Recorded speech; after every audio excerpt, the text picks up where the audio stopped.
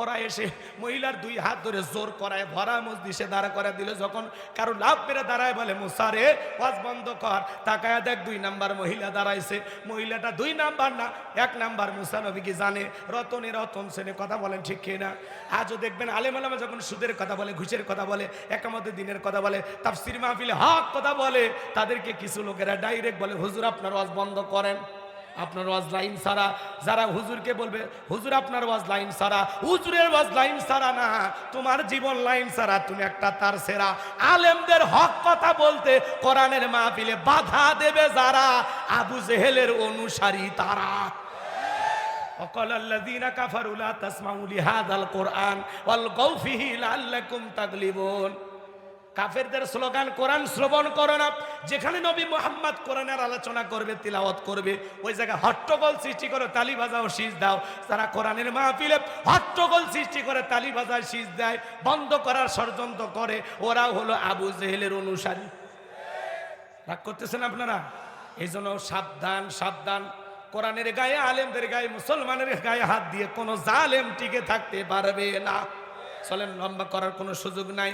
যে কথা বলতে যাচ্ছিলাম, এইবার কারণ ডেকে বলে সবদা তোমার যা বলার তুমি বলো, আমি তোমার সাথে আছি। সবদা বলতেছে কারণ রে তুমি বইসা পড়ো, আমি যেহেতু দাঁড়িয়েছি বলার জন্য আমাকে বলতে দাও। এইবার সবদা নামের সেই মহিলা ডেকে বলে ও জনগণ শোনো দিয়ামন, আমি জীবনে কোনোদিন নবী মুসাকে দেখি নাই। আজকে মুসা নবীর আলো শোনার পরে আমার পাষাণ হৃদয় গইলা গেছে। আমি সিদ্ধান্ত নিয়েছি আর খারাপ কাজ করব না, অশ্লীল কাজ করব না। আমি তওবা করে ঈমান গ্রহণ করতে চাই। আলেমদের ওয়াজ শুনে বেনামাজি নামাজি হয়ে যায়, সুদখোর ঘুষখোর ভালো হয়ে যায়, বেপরদায় চলা মা বোনেরা পর্দা করে, দাড়ি কাটা যুবক আলেমদের কথা শুনে দাড়ি রাখে, চোর ডাকাত পর্যন্ত আলেমদের কথা শুনে ভালো হয়ে যায়। হয় না? হয় না?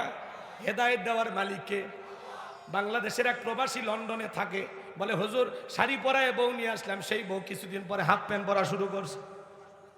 কিভাবে সোজা করবো হুজুর জানি না। আপনার হাসির ওয়াজ 2-1টা দিয়েছিলাম, হঠাৎ করে এই কথাগুলো শুনতে শুনতে তার মজা লেগে গেছে, আপনার ওয়াজের পাগল হয়ে গেছে। হঠাৎ করে জাহান্নামী নারীদের আলোচনা শুনতে গিয়ে হযরতে ফাতেমার ঘটনা শোনার পরে আমার বউ কান্না করতে করতে আমার বউ পরিবর্তন হয়ে গেছে। সেই দিন থেকে আমার বউ আর হাফ প্যান্ট পরে না, বোরকা পরে বাহিরে যায়।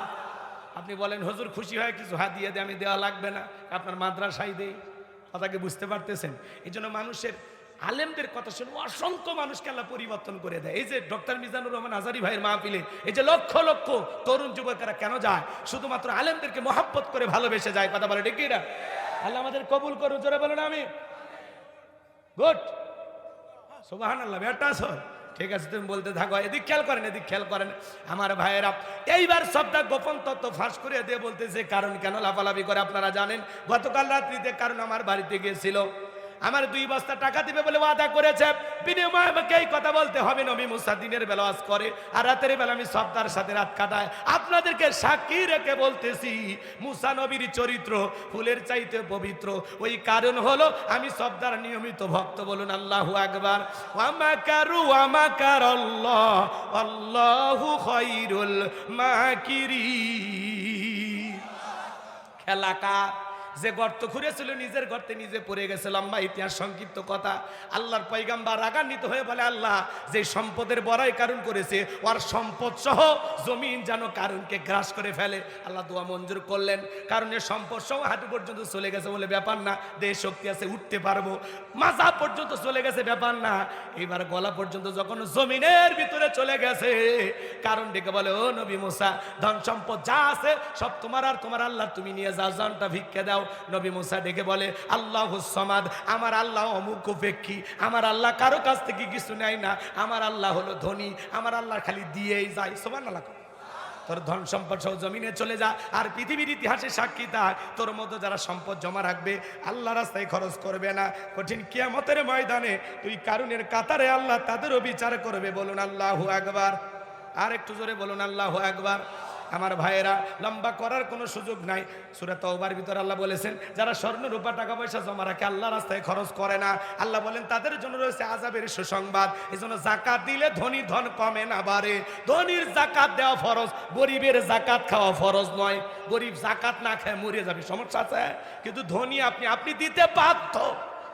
আপনার এই ফরজ হুকুম পালন করতেই হবে। আমি গরিবের হাতে 1 লাখ টাকা দিয়ে দয়া বা করুণা করি নাই, ওই গরিব আমার যাকাতের টাকা গ্রহণ করে আমাকে ফরজ ইবাদত পালনের সুযোগ তৈরি করে দিয়েছেন। চিৎকার মেরে বলুন সুবহানাল্লাহ। তাহলে হিসাব করে জাকাত দেবেন তো? জাকাত হলো একটা আর্থিক ইবাদত, পারবেন তো ইনশাআল্লাহ? আল্লাহ আমাদের সবাইকে জাকাত দাতা হিসেবে কবুল করুন। জোরে বলুন আমিন। শুকরিয়া আদায় করবেন, আল্লাহ ধনী বানাইছে আলহামদুলিল্লাহ, আল্লাহ যে আমার জাকাত দেওয়ার তৌফিক দিয়েছে আলহামদুলিল্লাহ, আলহামদুলিল্লাহ। পারবো তো ইনশাআল্লাহ? এবার মুমিন বান্দার 4 নাম্বার গুণাবলী, ওয়াল্লাযীনা হুম লিফুরুজিহিম হাফিজুন। মুমিন বান্দার 4 নাম্বার গুণাবলী, নিজের যৌবনটাকে সংযত রাখা, নিজের যৌবনটাকে কন্ট্রোল করা, নিজের যৌবনটাকে হেফাজত করা। এই যুবক শোনো, ওয়াল্লাযীনা হুম লিফুরুজিহিম হাফিজুন, নিজের যৌবনটাকে সংযত রাখা, নিজের যৌবনটাকে কন্ট্রোল করা। আল্লাহ শিশুকালের হিসাব নেবেন না, আল্লাহ হিসাব নেবেন যৌবনকালের। কথা বলে না কেন? যৌবনকালে আমরা গুনাহ করতে ভালোবাসি, আর যৌবনকালের ইবাদত আল্লাহ পছন্দ করেন। তাহলে আল্লাহর ভালোবাসায় আল্লাহকে রাজি খুশি করার জন্য যৌবনকালে বেশি বেশি ইবাদত করবো তো ইনশাআল্লাহ? যৌবনকালটা আল্লাহ রাস্তায় কুরবানি করবো তো ইনশাআল্লাহ? এই যুবক এদিক শোনো, এদিক শোনো। শোনা, এই রঙের যৌবন একদিন থাকবে না, এই কাঁচা দাড়ি একদিন সাদা হয়ে যাবে, টাইট চামড়াটা ঢিল হয়ে যাবে। এই যে রং তামাশায় মেতে আসো, কিচ্ছু থাকবে না। এদিক খেয়াল করো, বৃদ্ধ মানুষ 70-80 বছর বয়স হয়ে গেছে, তারে যদি বলেন চাচা মিয়া এই মাঘ মাসে যান তো একটু পুকুর থেকে গোসল করেন, রাত 2টা বাজে, চাচা বলবে ভাতিজা ওই টাকা নেওয়ার জন্য পুকুর থেকে ওঠার শক্তি থাকবে তো? কথা কয় না। কিন্তু একটা যুবককে যদি বলা হয় যুবক পুকুর থেকে গোসল করো 2000 টাকা দেবো, ও বলবে টাকা বের করেন, আমি কাপড় খুলছি। কথা কয় না। এদের দ্বারা কি বুঝলেন? পাওয়ার, স্পিরিট, শক্তি। কথা বলেন ঠিক না? এই জন্য যৌবনকালে লম্বা সময় রুকু করা যায়, লম্বা সময় সিজদায় থাকা যায়। কথা বলেন, যেটা বৃদ্ধকালে সম্ভব হয় না। এই জন্য এদিক খেয়াল করেন, মুরব্বী চাচা এই ঠান্ডার মধ্যে চাচি গরম পানি করে দিলে চাচার ভাগ্যে ওযু জোটে, আর চাচি যদি গরম পানি না দেয় ওযুও নাই নামাজও নাই। কিন্তু যুবক বয়সে ঠান্ডা পানিতে ওযু করার ক্ষমতা যুবকের আছে। এই জন্য যৌবনকালে বেশি বেশি ইবাদত করে কাটাইতে হবে সময়। পারবো তো ইনশাআল্লাহ? হযরত আলী রাদিয়াল্লাহু তাআলা বলেন তোমরা যৌবনের তারুণ্যে গুনাহ করো, একদিন তোমাদের যৌবন থাকবে না, আমলনামায় গুনাহ ঠিকই লেখা থাকবে। কথা বলে ঠিক কিনা? তাহলে আমরা যৌবনকালে ইবাদত করব কার? হে যুবক, মুমিনের যৌবন হোটেলে বিক্রি হবে না, পার্কে বিক্রি হবে না। মুমিন কোনোদিন বিয়ের আগে অবৈধ কোনো প্রেম ভালোবাসা করতে পারে না। মুমিন কোনোদিন পরকীয়ার মতো অভিশপ্ত সম্পর্কে জড়াইতে পারে না। যৌবনটা কন্ট্রোল করতে হবে। কার ভয়? তুমি যে জায়গায় দাঁড়িয়ে গুনাহ করতেছো কি মনে করতেছো? কেউ দেখে না, দেখে কি? কেউ যেটা দেখে না দেখে কে? কেউ যেটা শোনে না শোনে কে? সে আল্লাহকে ভয় করতে হবে, সে আল্লাহকে ভয় করতে হবে। ইউসুফ আলাইহিস সালামকে নিয়ে জুলেখা গোপন কক্ষে চলে গেছে, কাছে যা বলে দিলে বড় জ্বালা রে পাঞ্জাবিওয়ালা, হুজুর তো কিছুই বোঝে না, হুজুর সবই বোঝে, নারীর ছলা কলা বোঝে না। কথা বলে ঠিক না? এবার শোনেন শোনেন, আল্লাহ নবী ইউসুফ আলাইহিস সালামের কাছে জুলেখা যা বলে, ইউসুফ তোমার চোখ দুটো ভারী সুন্দর। ইউসুফ আলাইহিস সালাম ডেকে বলেন যে আল্লাহ এই চোখকে সৃষ্টি করেছে, সে আল্লাহকে ভয় করো। জুলেখা তো কিচ্ছু বোঝে না, আউল বাউল হয়ে গেছে, মনের অবস্থা খারাপ। যুবক তোমরা যদি এরকম সুযোগ পাও, গোপন একটা রুম, কেউ নাই, অবশ্যই নফল নামাজ পড়বা নাকি? এদিকে খেয়াল করো, ইউসুফ আলাইহিস সালামের অন্তরে কার ভয়? আল্লাহর ভয়। ইন্নী আখাফুল্লাহ। যৌবনের পরীক্ষা কিভাবে দিয়েছিলেন ইউসুফ আলাইহিস সালাম? আল্লাহকে ভয় করে রেখে বলেন, আল্লাহ আমি জুলেখার মনের অবস্থা বুঝতে পেরেছি, একমাত্র আপনিই পারেন আমাকে বাঁচাইতে। আমি আমার ইজ্জতকে বাঁচানোর জন্য দৌড় মারার দায়িত্ব আমার, আর আপনার কুদরত থেকে দরজার তালা খুলে দেওয়ার দায়িত্ব আপনার। সুবহানাল্লাহ বলেন। আল্লাহর পয়গম্বর আল্লাহর উপরে ভরসা করে লম্বা ঘটনা সংক্ষিপ্ত করে বলে দিয়ে যায়, যখন দৌড় মারতে লাগলেন প্রত্যেকটা দরজার তালা আল্লাহর কুদরত থেকে খুলে গেছে। শেষ দরজায় জুলেখা পিছন থেকে মারছে থাবা।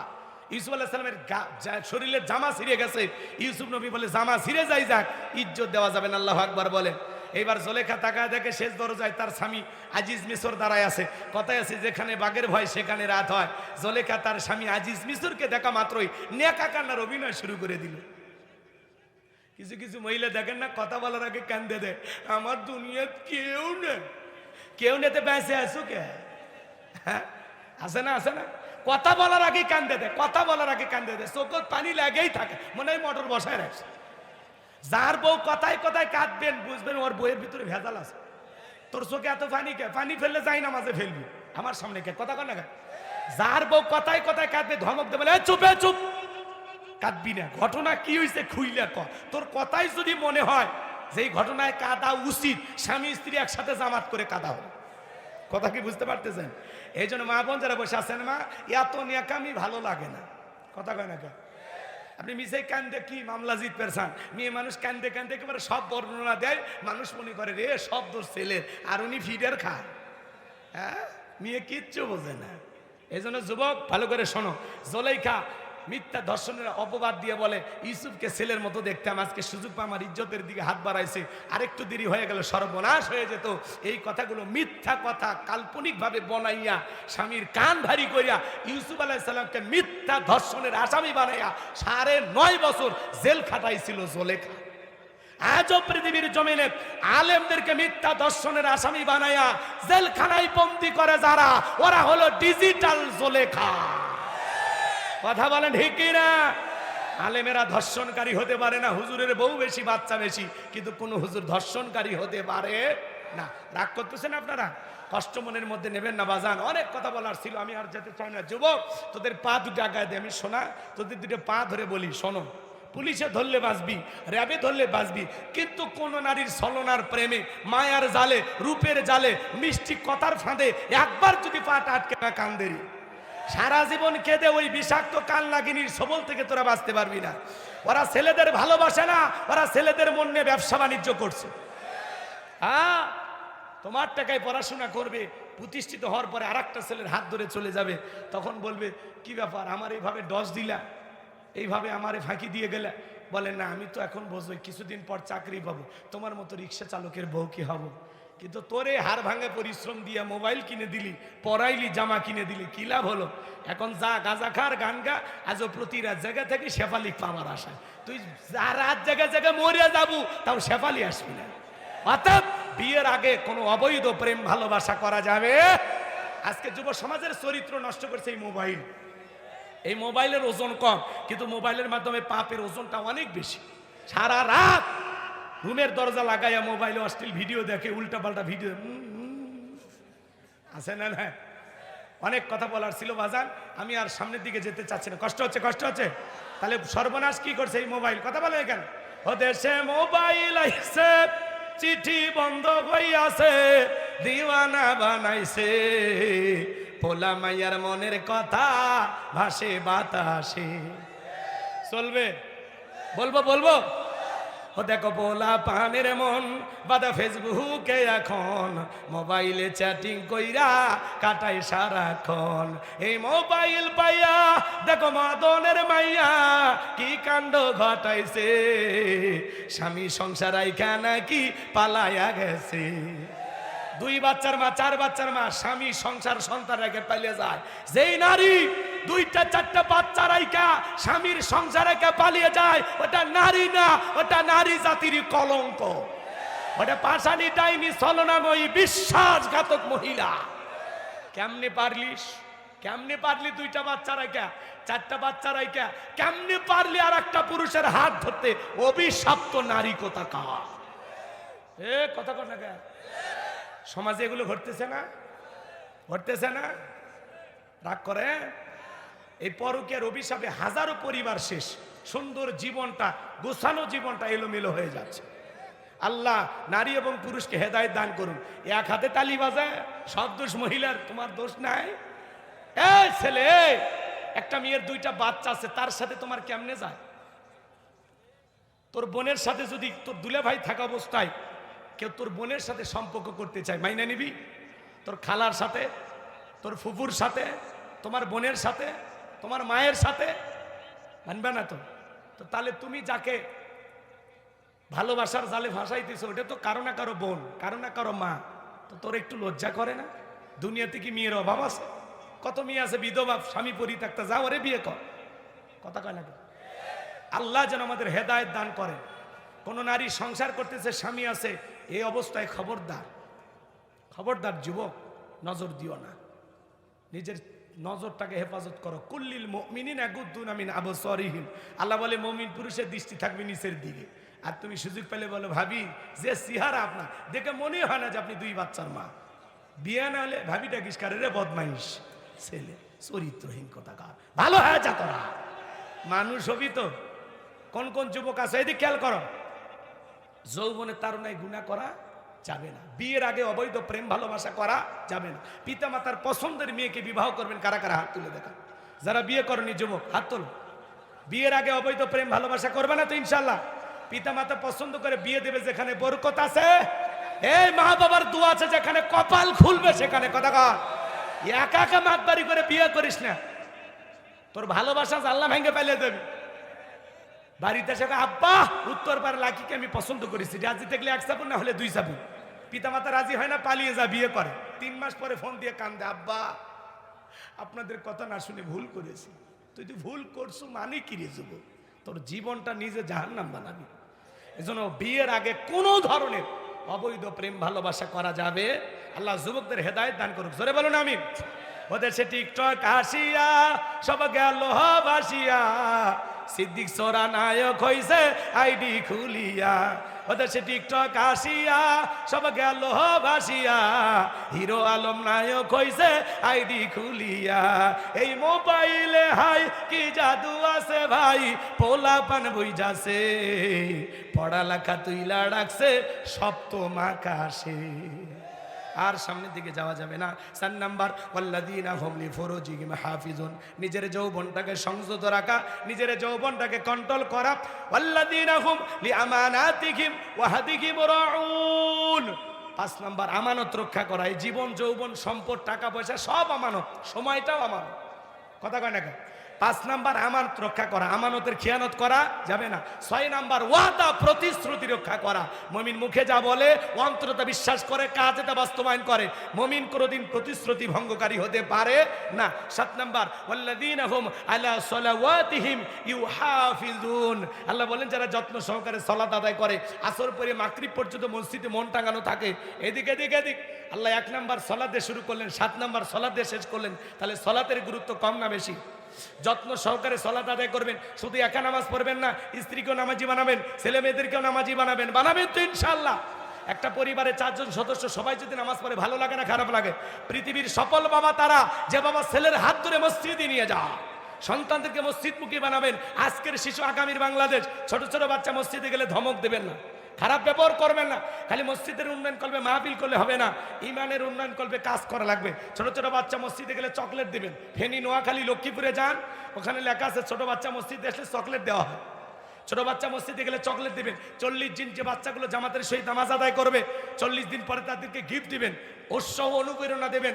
আমাদের ভবিষ্যৎ প্রজন্ম নামাজি হোক, সবাই চান তো ইনশাআল্লাহ? এই 7টা গুণাবলী যদি আমল করতে পারি, তাহলেই আল্লাহ তাআলা বলেন উলাইকা হুমুল ওয়ারিসুন আল্লাযীনা ইয়ারিসুনাল ফিরদাউস হুম ফিহা খালিদুন।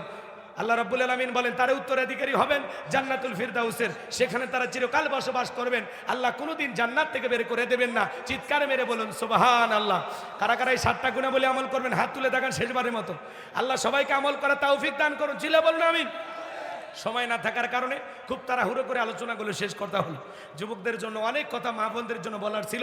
বেঁচে থাকলে আবারও কথা দেখা হবে। যারা বই নেবেন, গাড়ির ড্রাইভারের কাছে গেলে বইটা সংগ্রহ করতে পারবেন।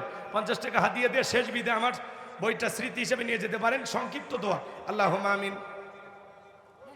রব্বানা যালামনা আনফুসানা ওয়া ইল্লাম তাগফির লানা ওয়া তারহামনা লানাকুনান্না মিনাল খাসিরিন। রব্বানা লা তুযিগ কুলুবানা বা'দা ইয হাদাইতানা ওয়া হাব লানা মিন লাদুনকা রাহমা ইন্নাকা আনতাল ওয়াহ্হাব। তেলির চালা এম এ হান্নান মুন্সি আলিম মাদ্রাসাকে তুমি কবুল করে নাও। আজকের মাহফিলের সভাপতি জনাব হাজী মোহাম্মদ হারুন রশিদকে তুমি কবুল করো। প্রধান অতিথি জনাব মোহাম্মদ হেলাল উদ্দিনকে কবুল করো। জনাব মোহাম্মদ আবু মুসা ভাইকে কবুল করো।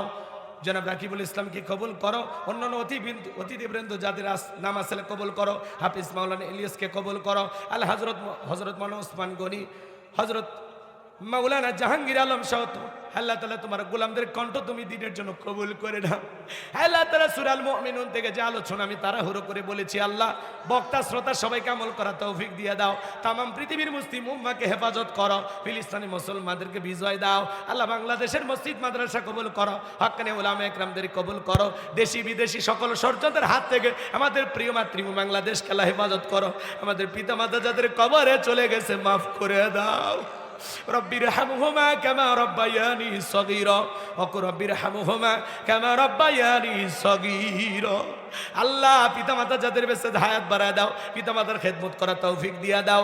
আল্লাহ আত্মীয় স্বজন পাড়া প্রতিবেশী যারা কবরে চলে গেছে মাফ করে দাও। আল্লাহ যে জায়গায় আমি বয়ান করলাম এখানে রাস্তার পারে বাসের যারা পুকুর পারে মসজিদের আশেপাশে যত কবরস্থান আছে আল্লাহ সমস্ত কবরবাসীর কবরে আযাবগুলো মাফ করে দাও।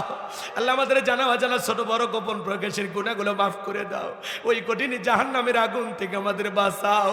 পাঁচ ওয়াক্ত নামাজ মসজিদে গিয়ে জামাতের সহিত আদায় করা তৌফিক দিয়া দাও। মা বোনদেরকে পর্দা করা তৌফিক দিয়া দাও। রোজাদার হিসেবে কবুল করো। তাদের দাম্পত্য জীবন হযরত আলী ফাতিমার মতো ভালোবাসা দিয়ে কবুল করো। যারা দূর দূরান্ত থেকে কষ্ট করে কোরআনের কথা শোনার জন্য ছুটে এসেছেন সবাইকে নিরাপদে বাড়ি পর্যন্ত পৌঁছার তৌফিক দান করুন। সবাইকে আপনার রহমতের চাদরে আবৃত